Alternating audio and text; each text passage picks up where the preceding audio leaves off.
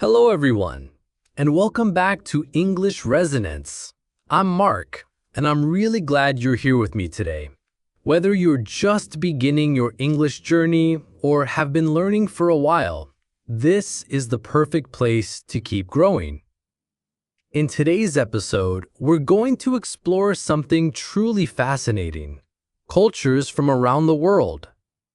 Learning about different cultures doesn't just help you become more open-minded, it also helps you understand the English language in a deeper way. Because when you speak English, you're connecting with people from all over the world, not just one country. So today we'll learn how culture and language go hand in hand. Get comfortable and let's dive in. So, what is culture? Culture is everything that makes a group of people unique. It includes language, traditions, food, music, celebrations, and even the way people think and communicate. Every culture has something special to offer. And when you understand someone's culture, you understand them better. And that's a big part of speaking English with confidence and empathy. Let's start by talking about greetings. In different cultures, people greet each other in different ways.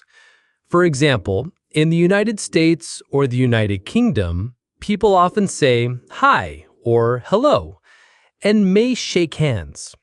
In Japan, people bow as a sign of respect. In some Middle Eastern countries, people might greet with a hug or kiss on the cheek if they know each other well. Learning these small but important cultural details can help you feel more confident when speaking with native English speakers or other English learners from around the world.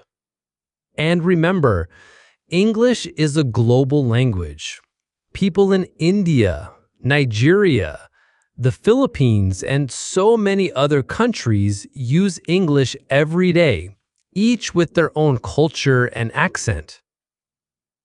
Now let's talk about food. Food is a big part of every culture, and it can teach us a lot about people's lives and values. For example, in Italy, meals are often long and relaxed, and food is a way to connect with family. In Thailand, food is usually shared, and the balance of sweet, salty, spicy, and sour is very important.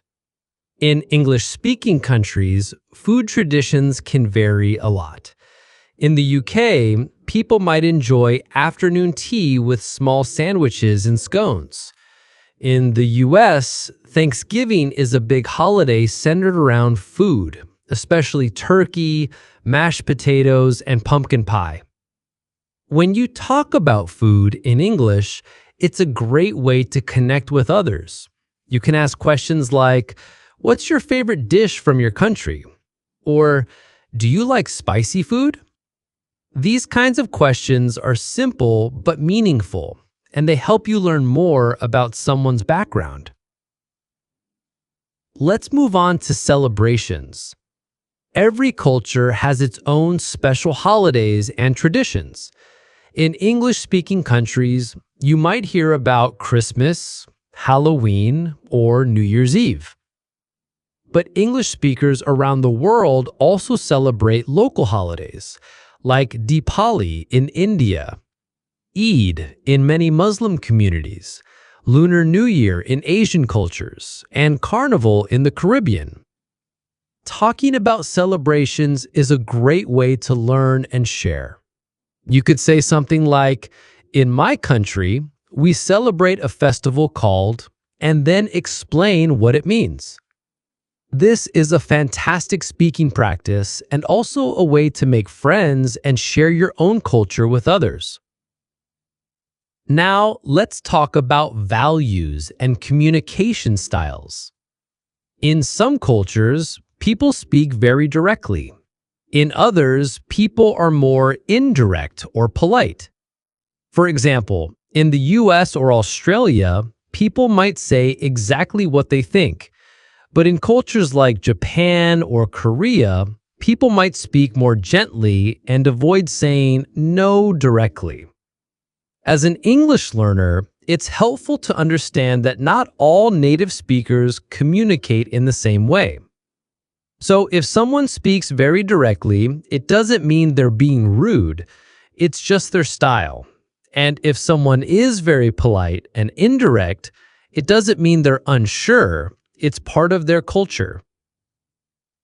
The more you learn about different cultures, the better you will understand English and the people who speak it. You'll also feel more confident when talking to others because you'll know how to respond respectfully and with empathy. Let's take a moment now to practice together.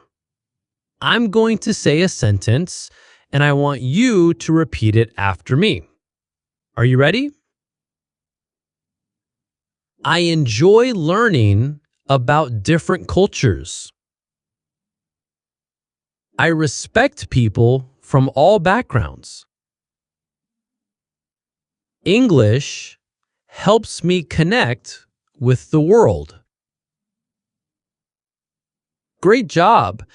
These are simple but powerful sentences that you can use when talking about culture. Practicing them out loud helps you build fluency and confidence. Another interesting part of culture is daily life. In some countries, people wake up very early and start work at 7 a.m. In others, people might start later and work into the evening. In Spain, for example, there's something called a siesta, which is a short nap in the afternoon. In many Asian cultures, people take off their shoes before entering a home. These small habits tell us a lot about how people live and think. When you're learning English, it's useful to understand these cultural habits because they sometimes show up in conversations, books, or movies. You might hear someone say, "I need my morning coffee before I do anything," which tells you something about that culture's daily routine. Here's something you can try. Choose one country each week and learn something small about its culture. It could be a popular food, a holiday, or a way of saying hello. Then practice talking about it in English. You can say something like, "In Brazil, people celebrate Carnival with music and dancing." Or, "In South Korea, people eat kimchi with many meals." This kind of practice is fun, and it helps you build your vocabulary while also learning something new about the world. And don't forget, your culture matters too. English is not just for learning about other people. It's also a tool for sharing your own story. Your language, your traditions, your holidays, they're important. When you speak English, you have the power to share who you are with the world. Try saying something like, "In my country, we have a special tradition called," and then explain what it means. This is a great way to practice speaking and also to teach others something new. So today, we talked about how learning about cultures can help you learn English in a deeper way. We looked at greetings, food, celebrations, values, and daily habits. Remember, the more you understand people, the easier it becomes to connect. And connection is at the heart of communication. Before we finish, I have a question for you. What is one interesting thing about your culture? Take a moment and answer in English.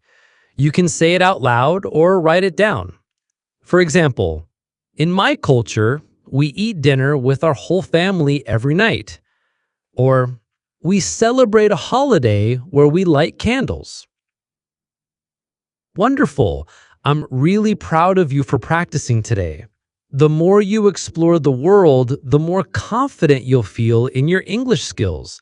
And remember, every step you take brings you closer to fluency. Thank you so much for joining me today on English Resonance.